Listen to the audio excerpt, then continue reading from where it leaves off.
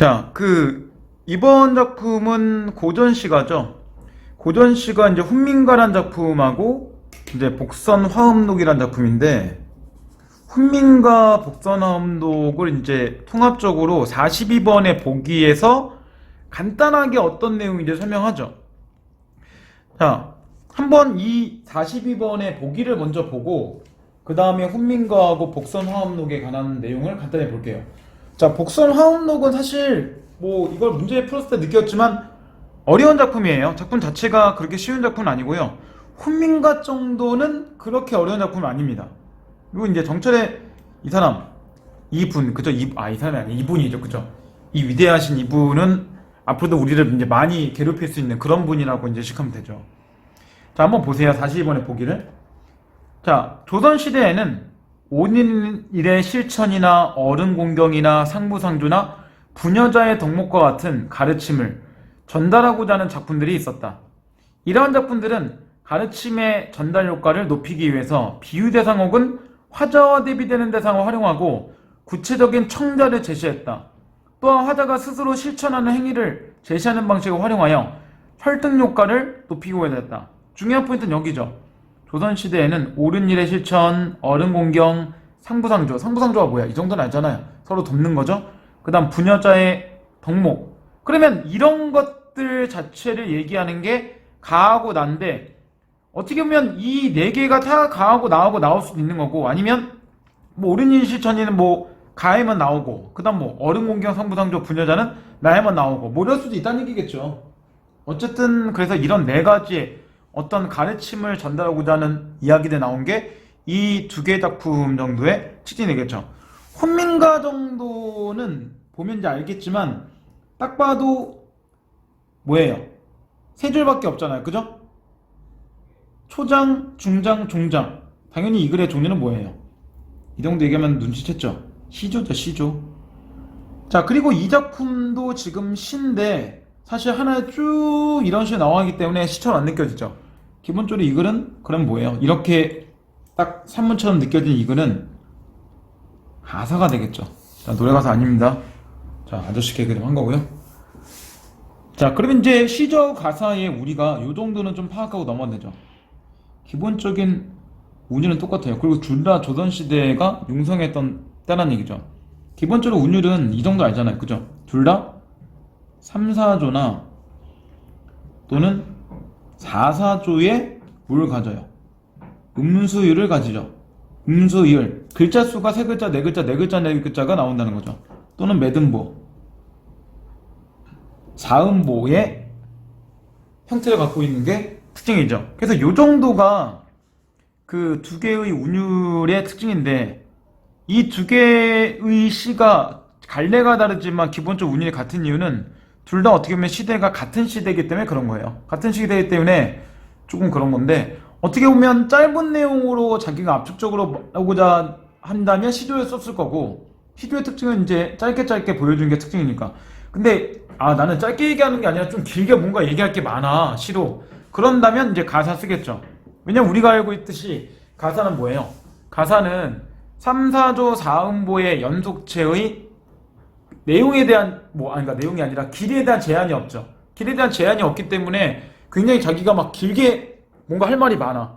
그럼 이제 가사를 쓴다는 거죠. 실제로 가사는 막 되게 막 몇백 장짜리 되는 뭐 그런 내용도 있어요. 이건 너무 기니까 중간에 당연히 뭐예요? 중략을 해서 좀 나온 거죠. 자, 그럼 이제 첫 번째 훈민가부터 보세요. 자, 마을 사람들아, 옳은 일을 하자. 그럼 여기 나오죠. 옳은 일의 실천은 가져가 그대로. 그죠? 사람이 되어나서 옳지 못한 일을, 옳은 일을 하지 못한다면 이런 얘기죠. 말과 소한테 우리 고깔 씌워. 지금 모자죠. 모자를 씌워 밥을 먹이는 것과 뭐가 다른 건가? 그럼 결국은 사람들아 뭐 하자? 옳은 일을 하자. 여기가 그대로 이 글의 주제가 되겠죠. 그러니까 팔수의 주제 나왔네요. 옳은 일 하자. 그 다음 구수. 팔목을 쥐시거든. 팔목을 쥘 일이 있거든. 두 손으로 내가 바칠 것이다. 그럼 누군가 팔목을 쥐실 때 내가 두 손을 바친다는 얘기인데, 그 다음 나갈 때가 누군가가 있거든. 내가 막대를 들고 따라가겠노라. 항음주 다 탄 후에 뭔가 뭐 음주 이런 거니까 뭐 잔치 같은 거겠죠. 이런 잔치가 다 끝날 때 내가 모셔가겠노라. 그러면 여기서 뭐 하겠다는 거야? 어른 공경하겠다는 거죠. 이것도 가에 관한 거죠. 그러니까 이게 지금 팔수와 관련된 거고 이게 구수죠.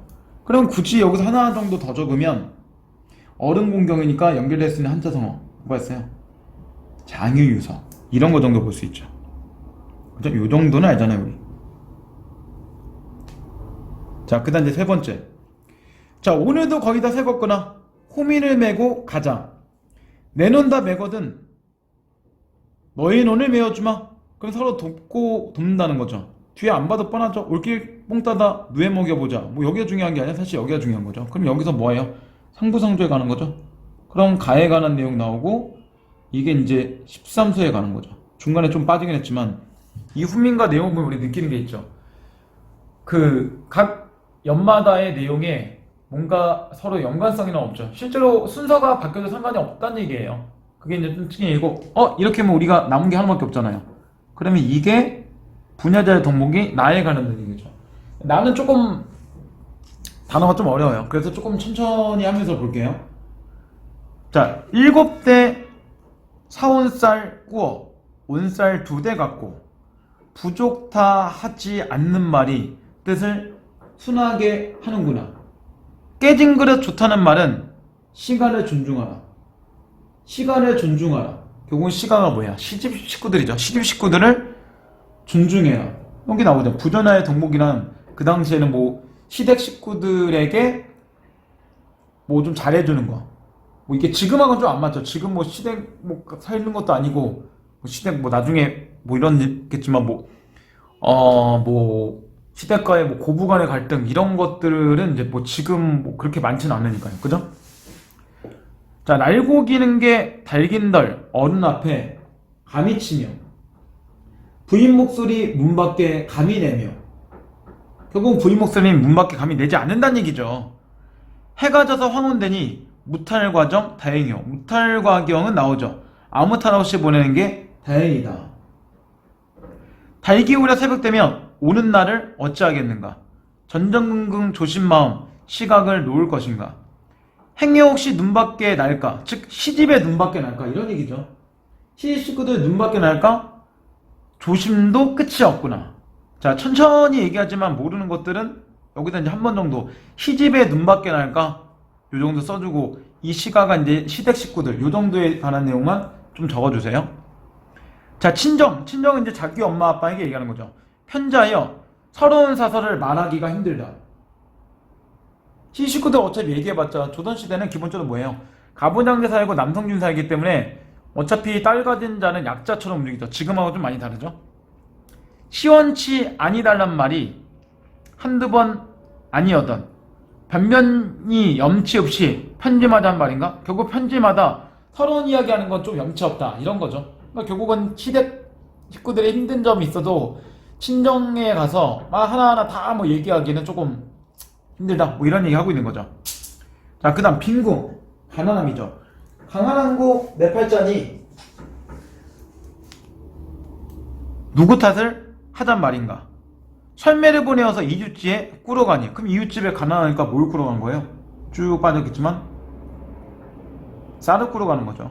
쌀을 꾸러가니 돌아와서 우는 말이 전에 꾼 쌀은 아니 주고 염쳐 또 왔느냐? 두 말 말고 바삐 가라. 그럼 뭐 한 거야? 설매는 옆에 가서 문전박대 당하고 온 거죠.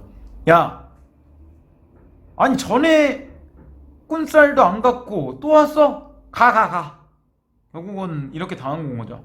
한시마다 내 몸에 금이옥색 길련해서 금이옥색 결국은 뭐 쉽게 얘기하면 사치스러운 뭐 생활 이런 걸 얘기한 거죠.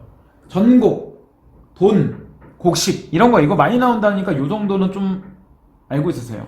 그래서 이건 뭐 전이란 건 돈을 얘기한 거고 곡이란 건 곡식을 얘기하는 거겠죠. 전곡을 모르다가 하루아침에 이를 보니 이목구비가 난 같아요. 어찌리 너는가. 손발이 건강하니 내가 힘써 벌게 되면 어느가 시비하니 천안역이 너하니라. 결국은 수독 건강하니까 힘써 벌어서 가난함을 면하자 뭐 이런 얘기죠. 분한 마음을 다시 먹고 치산범죄 힘쓰리라. 재산을 늘리는 일에 힘쓸 것이다. 김장자, 이부자, 재금본, 부자란가. 결국은 김장자나 이부자가 원래부터 부자였겠는가? 처음 태어날 때부터 부자인 사람은 없다는 얘기죠. 밤낮으로 힘써보면 남들아니 부자 될까? 결국은 태어날 때부터 부자인 사람 없으니까 나도 열심히 벌면 뭐 할 수 있다. 부자 될 수 있다. 이런 얘기 하고 있는 거죠.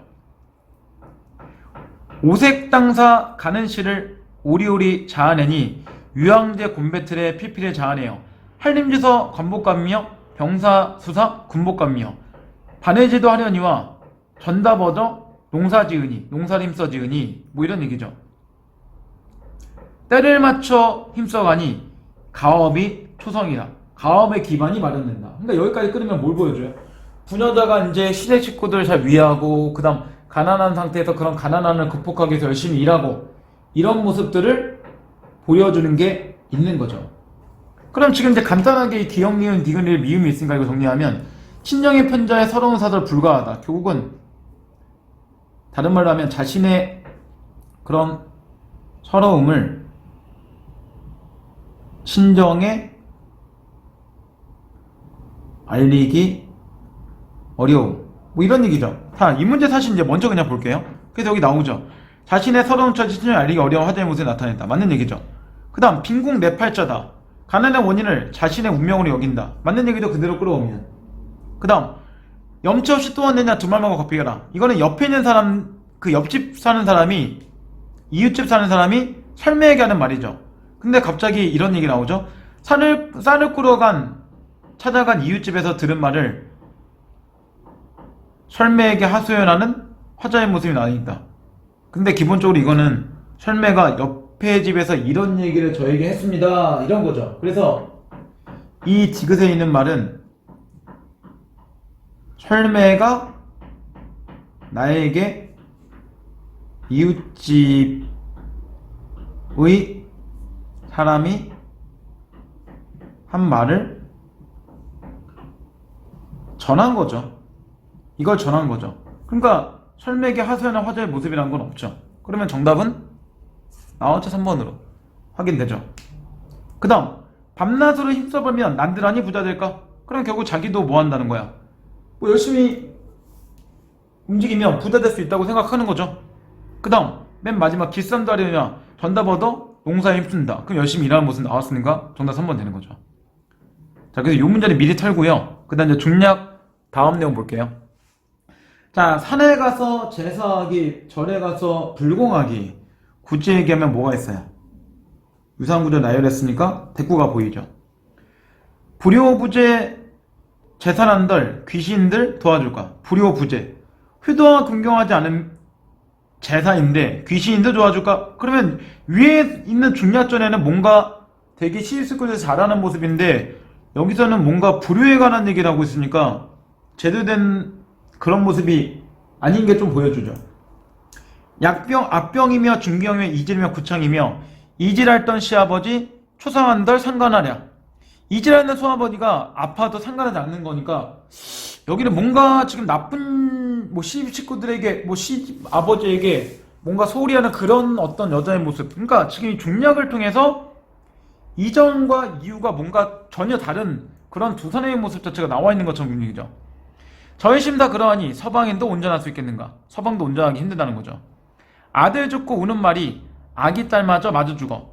재산은 다 없애버리니 노복인들, 머슴들인들 그대로 있을 것인가? 당연히 안 있다는 얘기겠죠.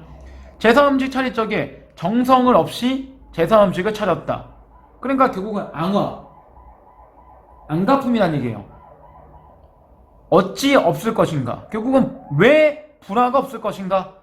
셋째 아들은 반신불고 문전옥답 큰 농장에 물난리에 그냥 없어지고 안팎의 기와 수백간이 불이부터 다 없어지고 태산같이 쌓인 종국 누구 물건이 됐단 말인가? 전부 다 뭐예요? 물건들이 다 그 다음 재산이 다 없어졌다는 얘기죠. 참혹하다 피똥엄이 몸만화만 남았구나. 그럼 피똥엄이네. 괴똥엄이라 나온 사람이 어떤 거예요? 딱 봐도 부정적인 사람이 되는 거죠. 그러니까 앞에 사람과 뒤에 사람은 지금 다른 사람이겠죠. 딱 봐도. 자, 일간우측 의더드니 기한에 견딜 것인가? 기한, 배고프고 추위에 견딜 것인가? 뭐 이런 얘기죠. 다 떨어진 배치마를 이웃집에 얻어서 입고 뒤축 없는 헌집신을 짝을 모아 얻어 신고 앞집에 가 밥을 빌고 뒷집에 가 장을 빌고 이것도 뭐야? 앞집에 가 장을 빌고 뒷집에 가 장을 빌고 이것도 표현법 찾으면 대꾸가 되겠죠. 자, 추유기를 겨우하고 불 못 던 때 참음집에 헝거적을 뒤어쓰고 밤을 겨우 새어서 새벽바람 찬바람에 이 집 가며 저 집 가며 다리 절고 곰배팔에 히읗소리 요란하구나. 불효하게 하던 죄로 앙하를 받았으니. 복서나움 나오죠. 착한 이에게 복을 주고 악한 이에게 재앙을 준다. 제목되죠. 그런 기록이니까. 하는 줄을 이를 보면 분명하다. 결국은 복서나움이란 건 다른 말로 하면 뭐하고 똑같아요. 그러면 우리가 알듯이 관성징악이란 말과 굉장히 같은 말이죠. 자, 아들 따라 윤에 따라 시집살이 조심해라. 어미행실 본을 받아 괴똥어미 경계하라. 그러니까 결국은 이렇게 짤 수 있죠. 이 어미는 본을 받을 사람이고 괴똥이는 경계할 사람이죠. 그러니까 결국은 좋은 모습과 나쁜 모습 다 보이면서 여기까지의 긍정적인 사람 보여주고 여기에서 이제 부정적인 사람 보여주면서 결국은 부녀자의 덕목 뭘 보여줘요? 시집 식구들을 잘 공경하고 그 다음 집안이 가난하면 열심히 일해서 부자 되게 힘쓰고 이런 거 하라는 얘기겠죠. 어떻게 보면 조금 여자들에게 조금 힘든 그런 시대가 이 조선시대겠죠. 자, 그럼 이제 39번에 한번 보게 보세요. 자, 공통점으로 적절한 건데 청형어미를 활용하고요 대상을 예천하고 있다라고 하는데 청형어미라는 건 항상 뭐예요? 이거 모모 자 이런 걸 얘기하는 거죠. 그럼 여기에 보면 오늘도 거의 생겼구나 호미고 가자 해서 활용하지만 이거는 뭐 대상에 대한 예찬이 아니잖아. 이미 가만 봐도 이게 하나 안 나오죠. 그 다음 성경우정이란 건 먼저 경치 나중에 정서인데 뭐 그런 거 안 나오죠. 둘 다. 그 다음 고사성 활용할 주제의식 강조하고 있다. 이미 가에서 고사성어 자체가 안 나와요. 나를 보면 근데 복선어음이란 게 나왔으니까 나는 또 맞을 수 있죠. 근데 절반짜리 정답이니까 정답 되기가 조금 어렵죠? 그 다음 유사한 통사구조를 활용하고 있다. 이 통사구조라는 건 다른 말은 항상 뭐예요? 문장구조를 활용한다는 얘기죠. 그러면 문장구조를 유사하게 활용한다는 건 다른 말은 뭐가 똑같아? 대꾸하고 똑같죠. 아까 나에서는 대꾸 2개 알아봤죠. 자, 가에서도 대꾸가 보일까요? 가에서 보이는 대꾸는 지금 여기 한번 나오죠? 팔목 지시거든 두 손 맞추리라. 나갈 때 가시거든 망대 들고 쫓으리라. 뭐뭐하거든 뭐뭐하거든 뭐말이라 뭐말이라. 정확하게 여기는 2줄에 걸쳐 대꾸가 있죠. 그죠? 그래서 각자 유사한 통사구조 나오죠. 그래서 정답 4번 이렇게 나오면 됩니다.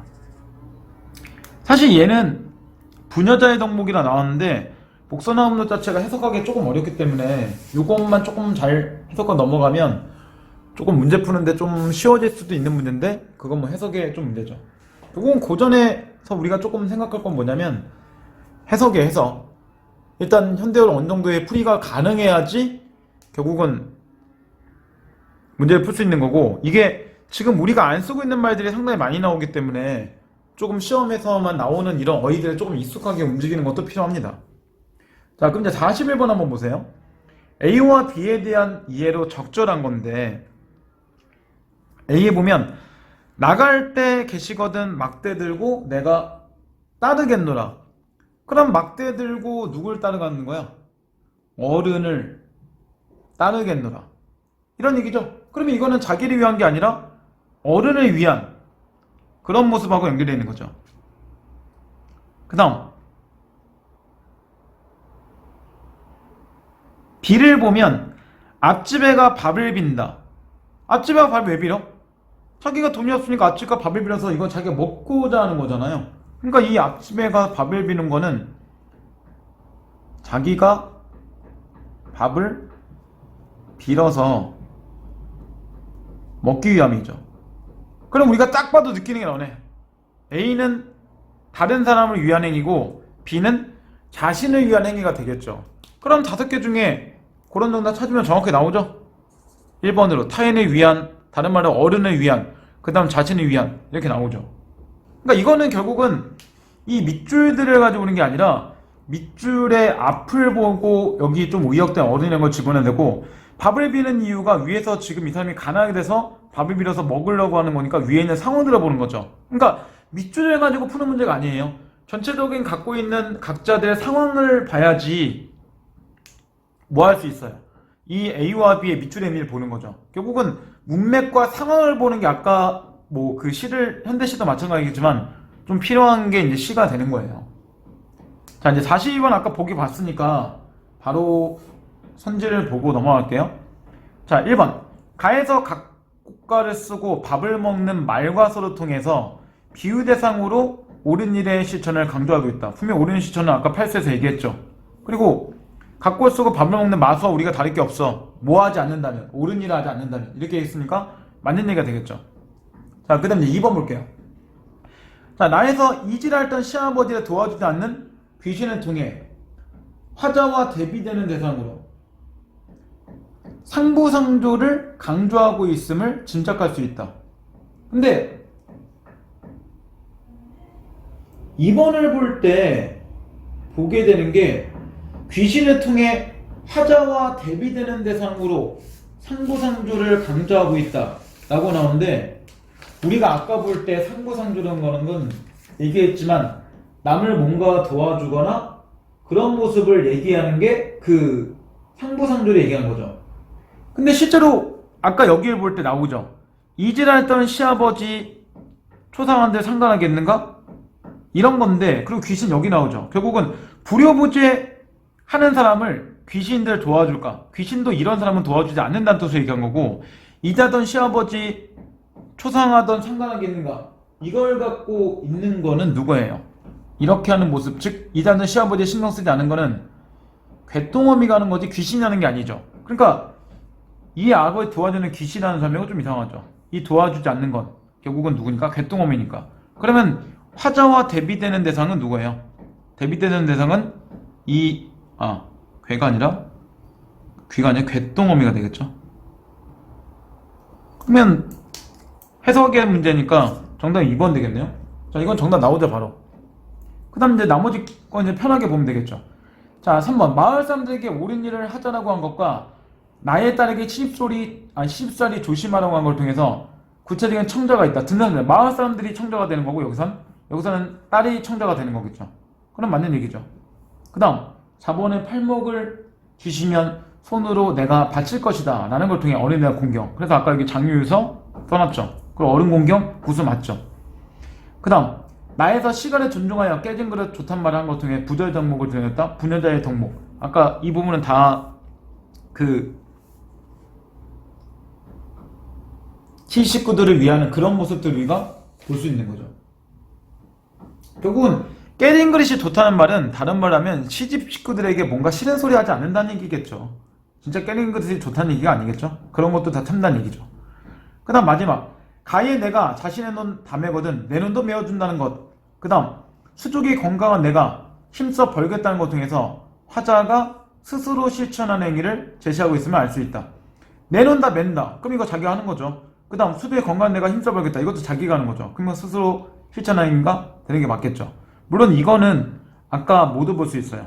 상부상조하는 모습도 볼 수 있는데 밑에 여기 부분이 상조상조가 아닌 거니까 이 두 개를 믹스하기 위해서 의도적으로 상부상조하는 모습을 빼고 결국은 좀 다른 거를 좀 바꿔보는 걸 볼 수 있죠. 그래서 고전을 볼 때 조금 필요한 건 일단 뭐다? 상경서 뭘 이런 거 보기 전에 무조건 해석이에요. 해석이 어느 정도 돼야지 뭐 하고 있구나 이런 걸 보는 건데, 고전 같은 경우는 조금 어렵더라도 이렇게 보기를 통해서 어느 정도 내용이 나올 거니까 거기 맞춰봐 라고 알려줄 거니까 반드시 보기를 먼저 보고 그 다음 문제 접근하는 그런 이제 습관을 조금 가지는 게 좋습니다.